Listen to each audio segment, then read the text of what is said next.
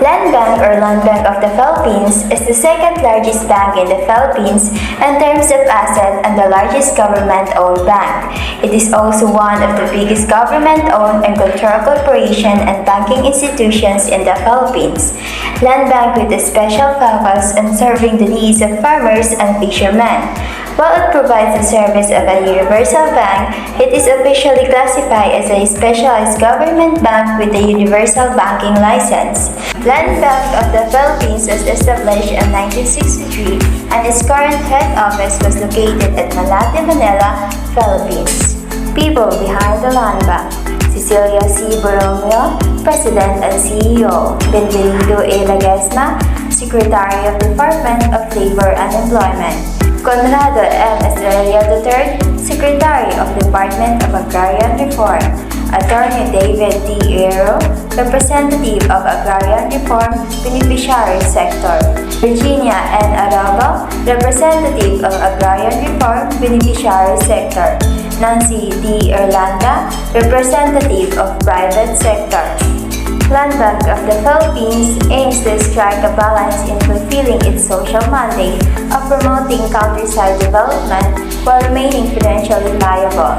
Their major activities include collection of deposit from small savers and investing them into profitable portfolios. The company has been presented with plans to have an initial investment of 200 million, with the risk profile ranging from conservative to moderate, with the client's preferred holding period of 1 to 3 years. A moderate fund intended for clients with an investment horizon of 1 to 3 years. The fund offers investors a relatively liquid investment while providing potential higher income from portfolio of financial bank deposit and short-term fixed income securities. The investment account. Land Bank offered a wide selection of investment that will surely help you generate income and grow your money. The recommended investment securities to be used of the Land Bank is the money market fund, a conservative fund suitable for financial objectives with an investment horizon of 1 year or less. The fund aims to provide high liquidity, decent returns, and minimal risk of the invested capital, mainly from special banks deposits. The initial deposit required 5,000 with a base interest of 0.20% per annum based on the gross portfolio value of the fund. But it could increase to 1.40% if the clients add 30,000 every month per year. Portfolio management. Decision concerning the allocation of assets. When making investment decisions, it is crucial to have certain knowledge, guidance, and advice from experts. It is also necessary to be aware and wise when diversifying your assets to minimize or reduce the risk. Next is collection of future assets in relation to portfolio investment. It is crucial to structure and plan a portfolio investment when owning of future assets like stocks, bonds, and other financial securities so that it can generate income and increase in value. Required resources to determine the risk tolerance of the client. A certain sum of money or resources is needed when making an investment decision in order to assess the client's risk appetite and level of risk. Advice of the client with moderate, aggressive, or mix. The client will be recommended to choose a fairly aggressive investment mix because too much aggressiveness is not good for the entire portfolio. In the investment mix, the portfolio will be packed with a variety of investments that could assist the investor in generating income. An investor investment will be combined to form their investment mix. The potential risk and reward on each investment have been taken into account. Based on the chart, 50% will be permitted to a ITF or Unit Investment Trust Fund. 16% for the parent stocks that are most likely to be held for a long term. Moreover, 20% will go towards bonds, 10% will go toward real estate, and 2% for the cash and cash, and the remaining 2% will go toward a petty cash. As we can see from the pie chart, that 50% will be allotted to UITF, or Unit Investment Trust Fund. You can possibly diversify your funds through money market funds, fixed income funds, multi-asset fund, and equity funds.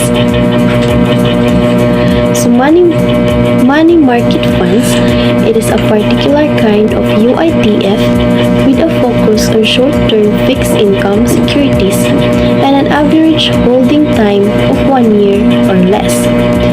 It is most suitable for cautious investors who seek high liquidity with little risk and respectable returns on their investment. While fixed income funds, it is a kind of UITF having a weighted average length of 1 to 5 years that invest largely in medium to long-term fixed income securities. It is most suitable for modest investors who want to preserve their wealth and generate income over the medium term. Next is multi-asset fund. It is a kind of UITF that places the majority of its investments in a diverse portfolio of stocks, real estates, investment trusts, fixed income securities, and other eligible assets. By putting money into fixed income securities, it seeks to increase total returns from equity investments while maintaining capital preservation. Investors with a long investing horizon should consider it. And lastly, the equity funds. A particular kind of fund that invests mostly in the stock market. It is most suitable for investors who want to grow their capital over the long term.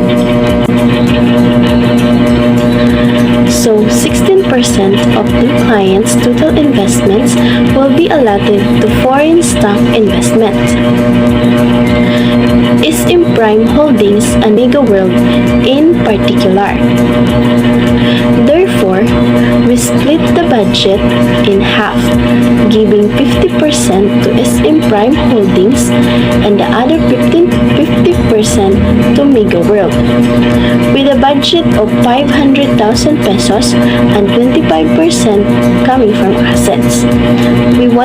The clients want to purchase shares of SM Prime Holdings amounting 14,662.7 each. One share is worth $30.10. The clients also want to purchase shares from the Mega World for a total of 17,241.4 with $29.0 amounting each with a budget of 500,000 pesos, 25% of which will be an asset. So the gross profit for both companies will total 6,971,754.25 pesos. For SM Prime Holdings, 3,715,928.15 pesos and 3,255,826.1 pesos for Mega World for our projected 5-year income profit. For the 10% of the overall budget that is allocated to real estate investments, 34 million pesos in total. It will be suggested to the client to split into 3 properties. 2 properties will be purchased in Makati, and the rest properties will be purchased in Salcedo Village, also in Makati. 1 unit in Makati with 2 bedrooms and 70 square meters will cost 18 million pesos, while the first unit in Salcedo Village with 1 bedroom and 50 square meters would cost 6,520,000 pesos. The final unit in the same building in Makati with 1 bedroom and 32 square meters will cost 5,960,000 pesos. So the remaining 1,900,000 pesos will be used for renovation and repair. Of this amount, 500,000 pesos will be used to renovate a condo apartment in Salcedo Village. 1 million pesos will be used to renovate a condo unit in Makati, and the remaining 500,000 pesos will be used to renovate a condo unit with only one bedroom.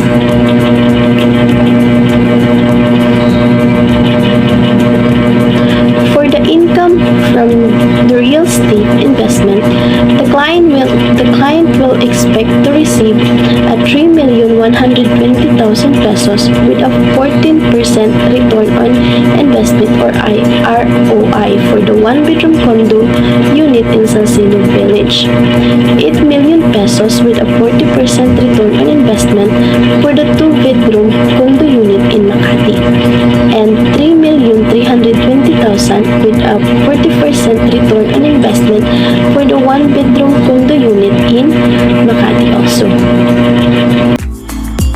A petty cash management system helps companies ensure that those funds are used appropriately. It serves as an internal control to safeguard that asset.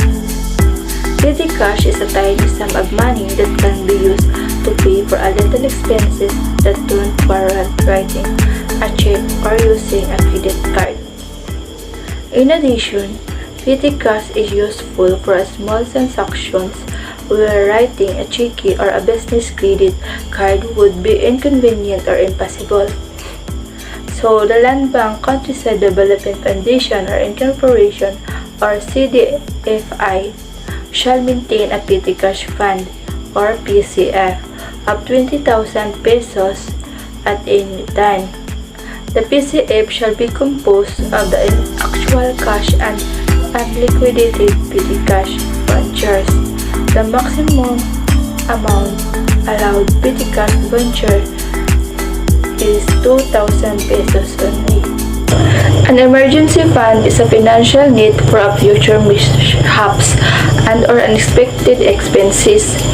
Emergency funds should typically have a 3 to 6 months or worth of expenses.